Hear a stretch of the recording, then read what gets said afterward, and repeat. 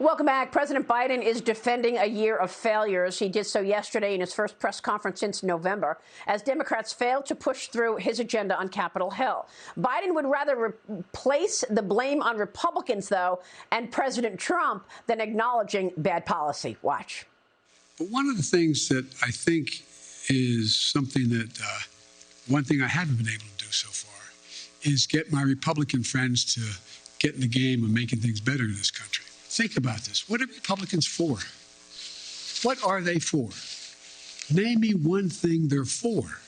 Did you ever think that one man out of office could intimidate an entire party where they're unwilling to take any vote contrary to what he thinks should be taken for fear of being defeated in a primary?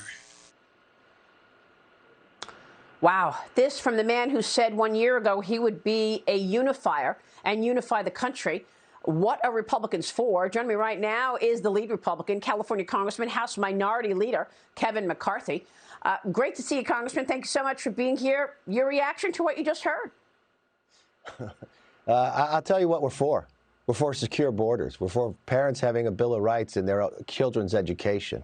We're for stopping inflation and actually focusing on small business. We're for freedom, that individuals can live their life not being mandated by government telling them what to do. We're for a fair and free election, that if there's one place that you can show an ID, it's when you vote, not when you have to go get dinner.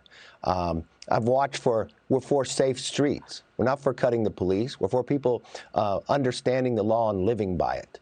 We're for being strong around the world, not inviting Putin to invade Ukraine.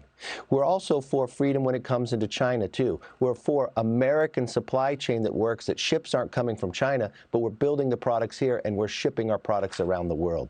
This is a president that's had 1 year anniversary, one party control, and what do we have? We have an economy that's damaged. We have streets that are dangerous.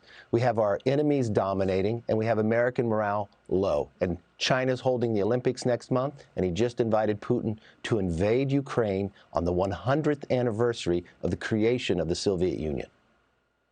Wow, this is all quite extraordinary. And by the way, there's a story in the Washington Post today that says China is warning foreign Olympic athletes against speaking out on policies or politics at the Winter Games. I mean, not surprising, but there you go. Once again, CCP telling our athletes what to do and what to say and what not to say.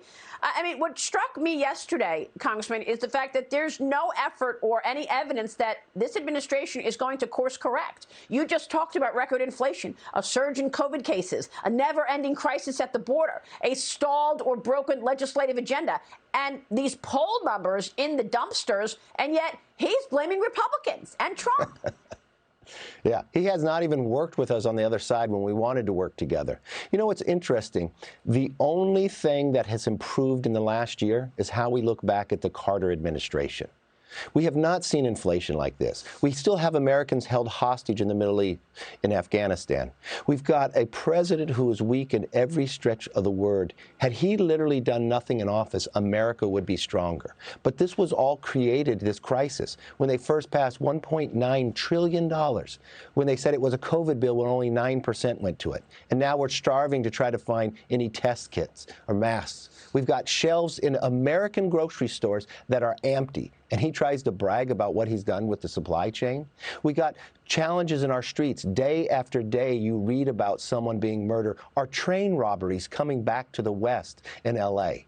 This is not the America that we want. This is not the America we desire. That's why in less than 291 days, we can do something different. We can set a new course for America. And that's what we're doing about Republicans being able to win back the majority. Yeah, let's talk about that, because you've raised an enormous amount of money, Leader McCarthy. 2021, you raised a record number for an off-election year, and you're aiming to take back the House. Obviously, last quarter, you brought in $11.5 million, a whopping $72.4 million for the cycle. Where does this money go? How does it get allocated, and how does it help the Republicans pivot the agenda so that the American families can actually see success? Well, this goes across the country to candidates, and it sounds like a lot, and it is, but remember, you got Michael Bloomberg, who gives the Democrats $100 million and brags that he bought the majority. So we need people to join with us. If you want to fire Pelosi, go to firepelosi.com and join us and help those candidates across this country. We elected more Republican women, more minorities than in the history of the Republican Party in Congress. But why are we doing it? We got to hold this administration accountable. We now have an attorney general that takes a letter from an organization after they would ask for it by a secretary of education and goes after parents as terrorists. We have an organization in this White House that uses it to release IRS reports of Americans. We've watched them time and again to use their power to try to control individuals, time and again, that we have to go to the Supreme Court to get our own freedoms back. That should not be the case. Our streets should be safe. Our borders should be secure. Our small businesses should be having it easier to open and not close. And kids and parents should have a say in their children's education. We've got to stop these mandates. And the government that he has wants to mandate everything upon us. Well, the mandates have caused people to leave the workforce and not go back to work, even our first responders. You have made lots of promises to get us back on track should the Republicans take the House in November. Talk to us about these House Democrats leaving in droves. 28 Democrats already announced they are either retiring or seeking different office, not going for re-election. And yet, Congressman, you're talking about potentially how many seats getting turned over in November with this onslaught of people now saying they are moving toward the right. They do not want these current policies. Well, you're right. We've watched 28 Democrats announce retirement. I think that'll go well over 30.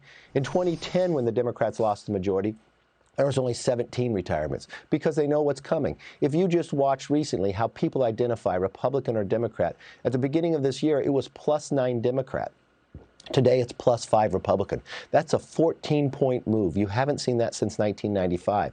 And that's really based upon what the Democrats have created with this one-year anniversary of one-party rule. Are you better off today than you were a year ago? The answer is no. Inflation is higher. That means the price of your gasoline, of milk, of eggs, if you can even get them in the stores today. We've watched our streets unsafe. We have story after story. A young UCLA woman just murdered this week. We've watched it happen across our country. It's based upon Democratic policies, and these DAs that Soros have elected will not be able to prosecute these people. We watch trains being robbed with our packages trying to get here. We've watched this president not stand up to China, but reward him with an Olympics. We've watched him invite Putin in.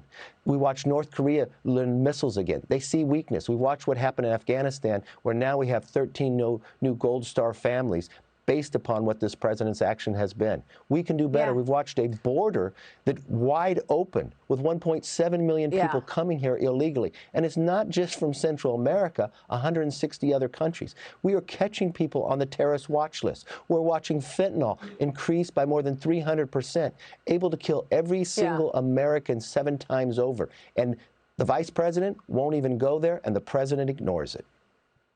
Well, it is all beginning for a new year. The primaries are coming up in March, as well as the midterms. You said 291 days away. Congressman, it's good to see you this morning. Thanks so much for your reaction. Thank you, Maria.